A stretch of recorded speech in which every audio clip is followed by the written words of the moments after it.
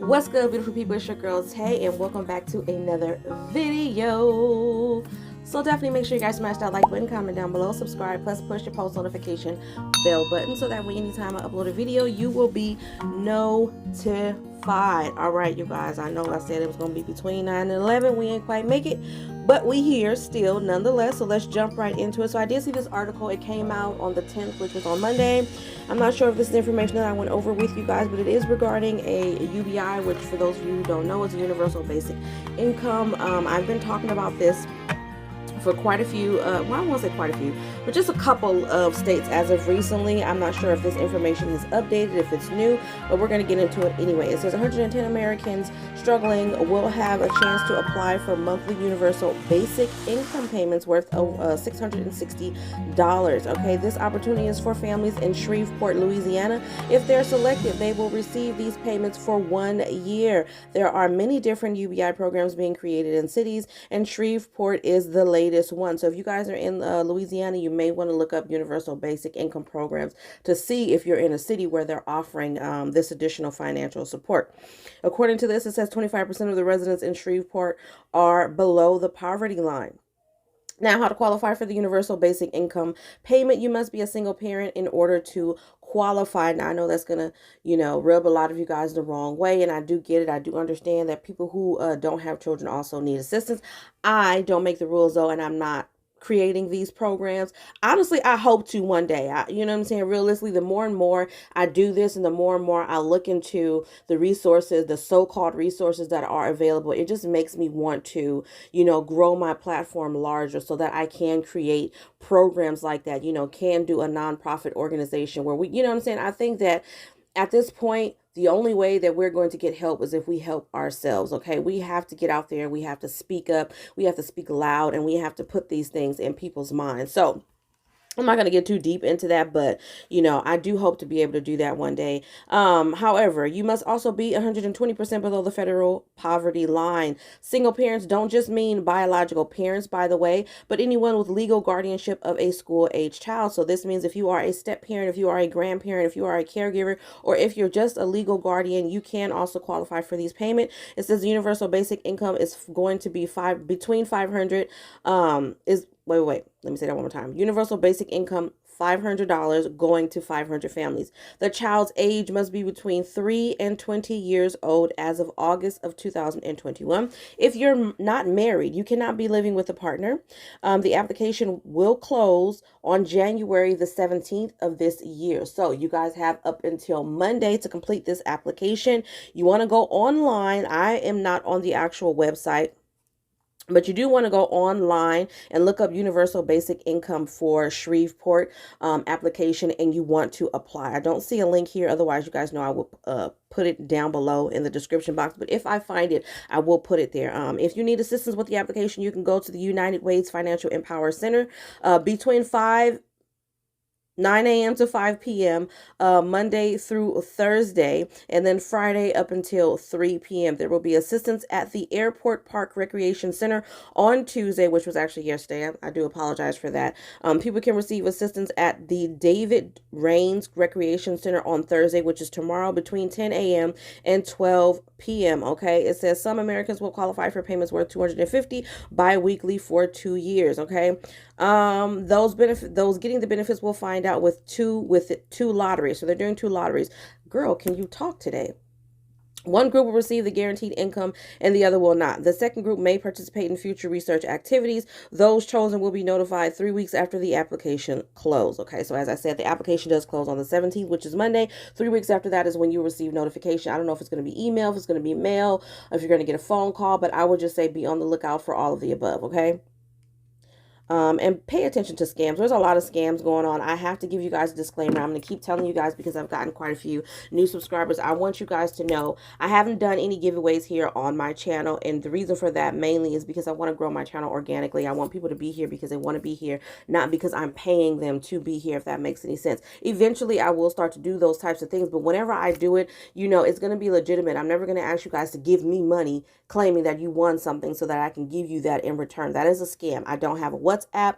I am never going to communicate with you guys like that 9 times out of 10. If I do decide to do any type of giveaway or any type of anything on this channel or my other channel for that matter, I will say it here in my video. I will also post it below in the comment section, or in the, no, rather in the description box of this video, letting you know the details of that particular giveaway or whatever it is that I'm doing. All right. So I just want you guys to be aware, because there are a lot of scammers. I am seeing it across the board though, not just my channel. I am seeing it on even large YouTube channels, beauty content that I've been watching. A lot of these people are making these announcements at the beginning of their video because they want people to be aware that they are not, if they say you won something and they are going to give you something, they're not going to ask you to pay for it. Kind of defeats the purpose of winning if you have to pay to receive a so-called prize, right? So I just want you guys to be aware. I'm not going to have you guys investing into Bitcoin or anything like that, because I don't know anything about that. So just be aware, protect yourselves. You know what I'm saying? Like I said, if I don't say it here, it's not me.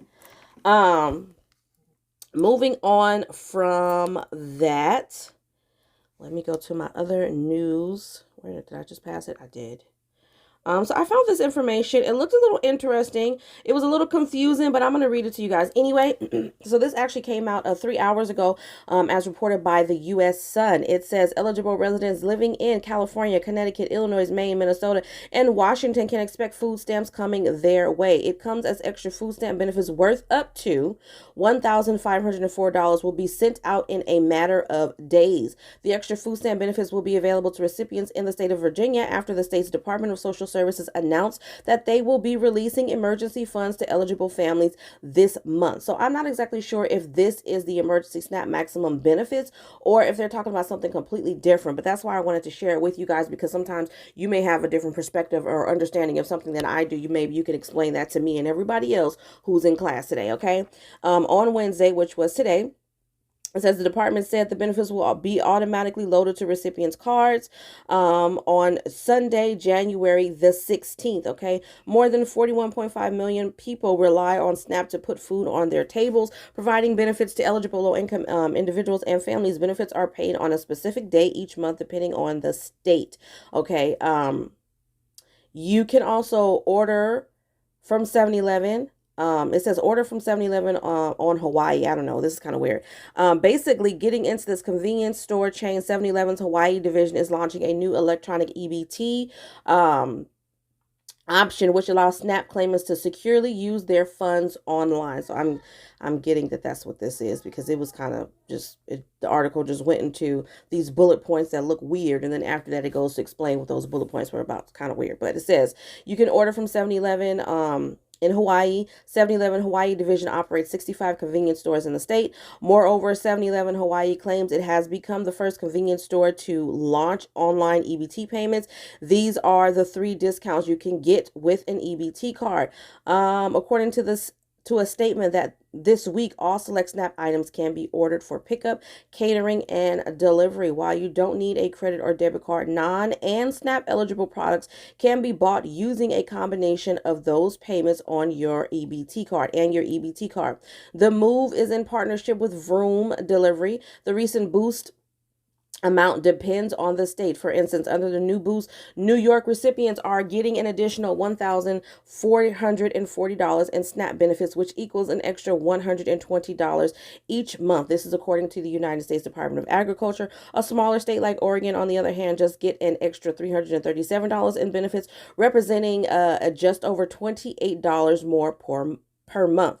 Okay, recently SNAP benefits were given a permanent boost. On average, food stamps increased by $36 per person to $157 each month on October the 1st. But how much you get in food stamps will also depend on your family size and the state you live in. Okay, so these numbers are not all created equal. It depends on the state that you live in, which makes sense, because the cost of living, even though it is going up significantly in all states across the board, there is still a significant difference in the cost of living from state to state. The rest of this goes on to talk about the $95 that they're already giving people.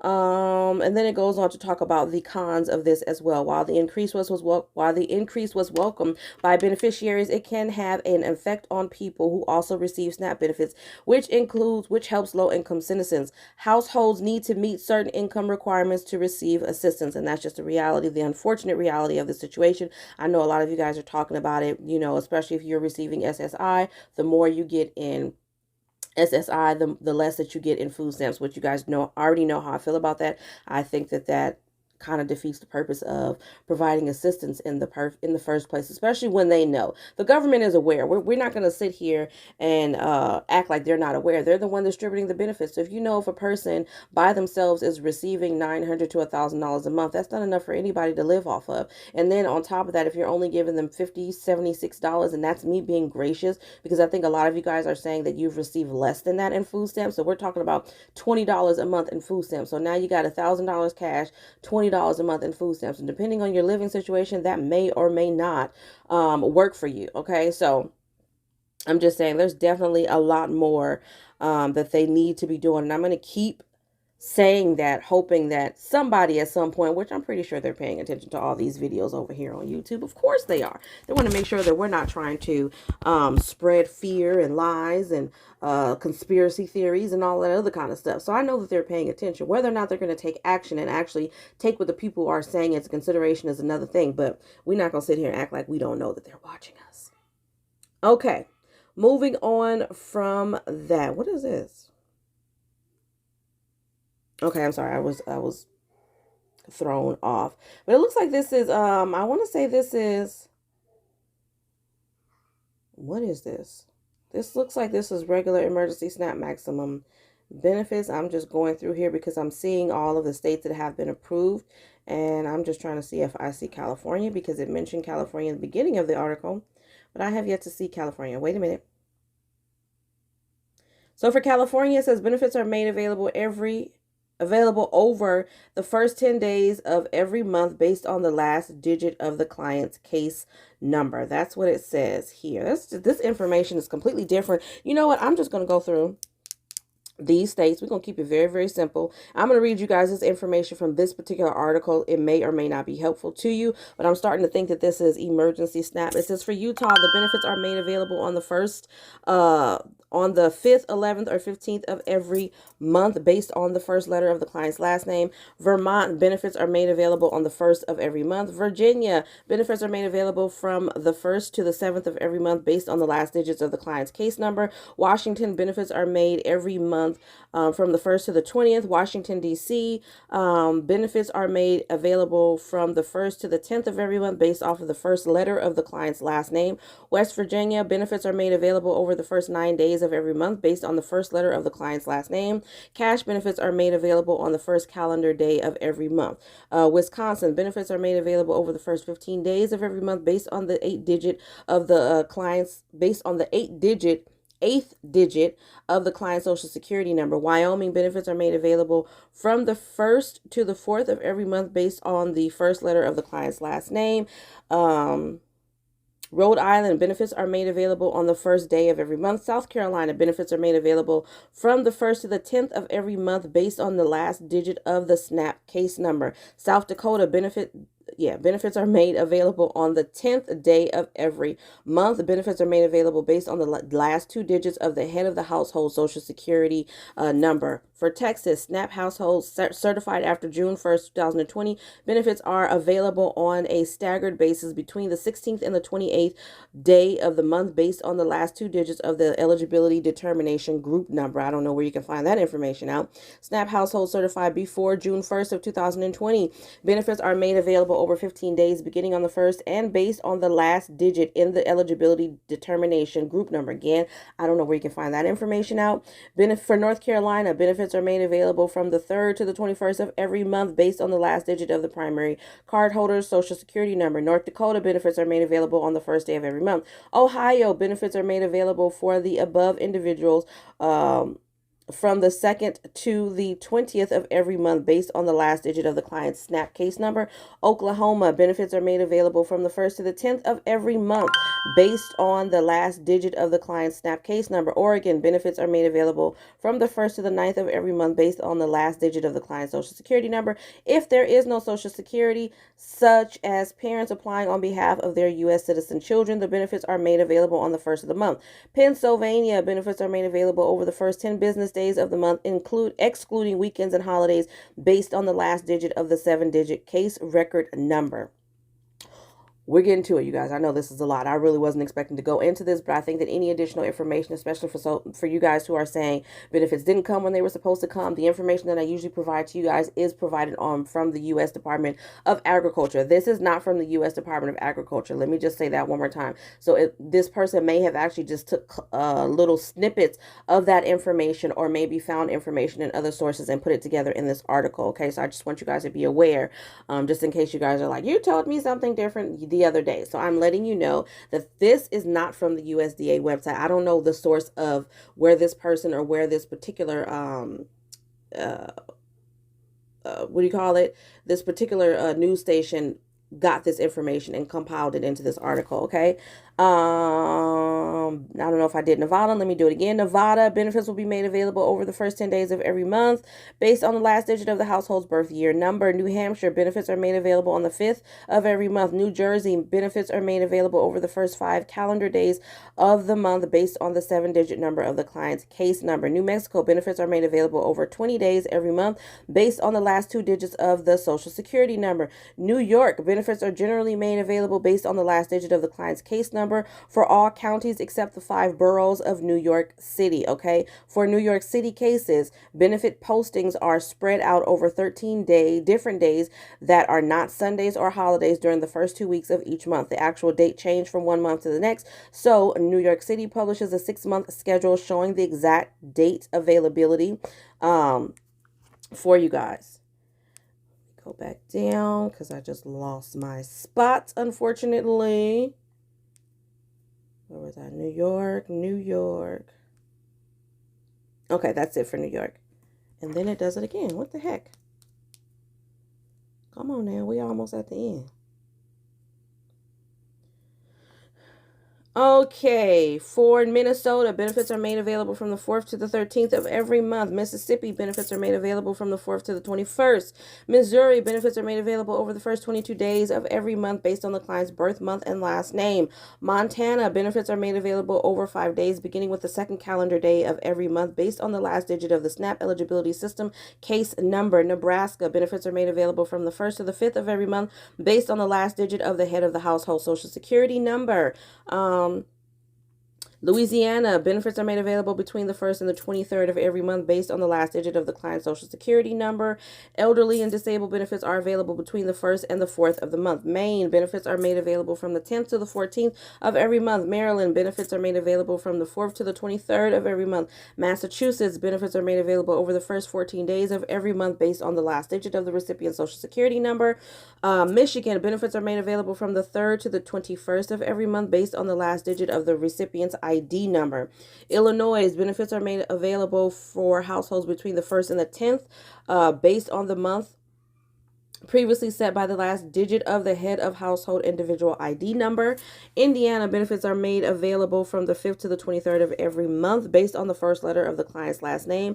Iowa, benefits are made available over the first 10 calendar days of each month. Kansas, benefits are made available over the first 10 calendar days of every month. Kentucky, benefits are made available over the first 19 calendar days of every month. Florida, benefits are made available from the 1st to the 28th of every month based on the 9th and 8th digits of the Florida case number, read backwards, dropping the 10th digit. That was a lot and makes no sense to me, but we're going to keep it moving. Georgia, benefits are made available from the 5th to the 23rd of every month based on the last 2 digits of the client's ID number. Hawaii, benefits are made available on the 3rd and the 5th of every month based on the first letter of the client's last name. Idaho, benefits are made available over the first 10 days of every month based on the last digit of the client's birth year number. Benefits are made available in California now the first 10 days of every month based on the last digit of the client's case number.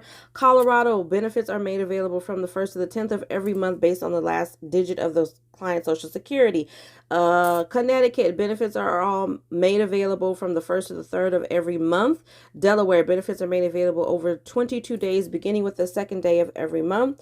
Alabama, benefits are made available from the 4th to the 23rd of every month. Alaska, benefits are made available on the 1st day of every month. Arizona, benefits are made available over the first 13 calendar days of the month based on the first letter of the client's last name. Arkansas, benefits are made available over 8 days between the 4th and the 13th of every month based on the last digit of the client's social security number. Okay, so that was a whole lot. I don't necessarily think that that was for emergency SNAP maximum benefits, but I'm glad I was able to give you guys that information anyway as it pertains to your case.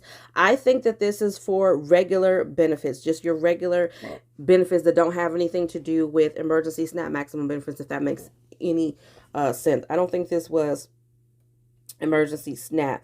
But the rest of it does go on just to talk a little bit more about Virginia and when they're going to be doing their benefits, which is, I think this is the extra benefits will be January the 16th. Let me just see if I have that written down here so I can confirm whether that's true or not. Yeah, so that is for emergency SNAP. Everything else that I just read, I believe is for regular benefits that you guys get on a regular basis. Now, I know this video is already really long and all we did was talk about regular SNAP benefits. I hope that information did give you guys a little bit more clarity, but we're going to jump into another topic. Right now, we have California schools face funding crisis as the student population declines. This was posted by the Los Angeles Times yesterday. Governor Gavin Newsom projected another year of record funding for schools during his budget presentation on Monday, but warned that some districts could be in financial trouble as student enrollment continues to decline. Newsom's budget proposal pointed to the state population decline driven by plummeting birth rates that have eroded K-12 enrollment projections and proposed tweaking California's decades-old education funding formula to minimize the impact of fewer students in school with funding tied to attendance. Okay, Newsom's budget process broadening the policy to allow districts to base funding on the attendance in the current year, prior year of the average of that from 3 prior years, whichever is greater. The proposal gives school districts more running room to plan against really shocking declines. Okay, so this is just basically talking about a topic that I brought up to you guys, I want to say sometime last week, talking about the fact that as of right now, for the most part, I don't know if this is USA wide, if this was general across the border, if this just specific to California,